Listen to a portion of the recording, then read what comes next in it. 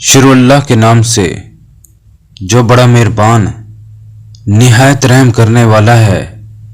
ए ओढ़ लपेट कर सोने वाले, खड़े रहा करो रात को नमाज में, मगर थोड़ा हिस्सा आधी रात या कम कर लो इसमें से थोड़ा हिस्सा, या ज्यादा कर लो इस पर कुछ, और पढ़ो कुरान को खूब ठहर ठहर कर। यकीनन हम नाज़िल करने वाले हैं तुम पर एक भारी कलाम। बेशक उठना रात को है बहुत ही कारगर नफ्स पर काबू पाने के लिए, और बहुत ही खूब वक्त है कुरान पढ़ने के लिए।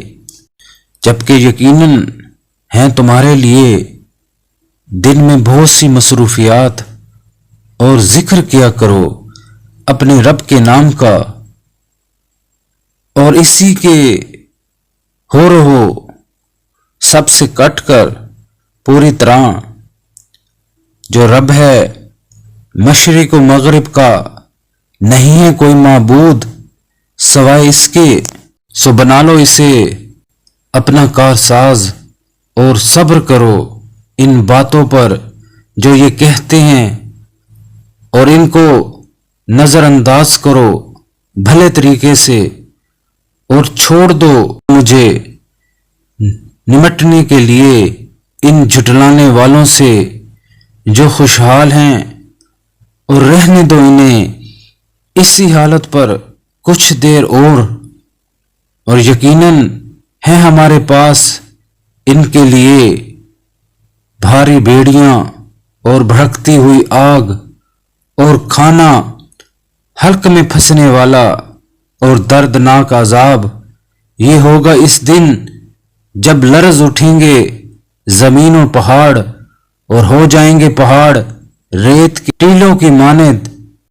यकीनन हमने भेजा है तुम्हारी तरफ एक रसूल, गवाह बनाकर तुम पर जिस तरह हमने भेजा था फिरौन की तरफ एक रसूल।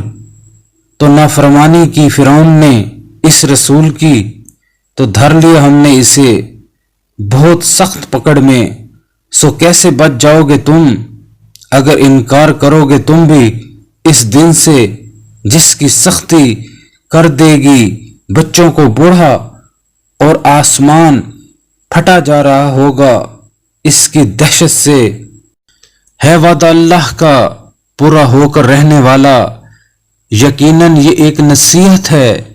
सो जिसका जी चाहे इख्तियार कर ले अपने रब की तरफ जाने का रास्ता।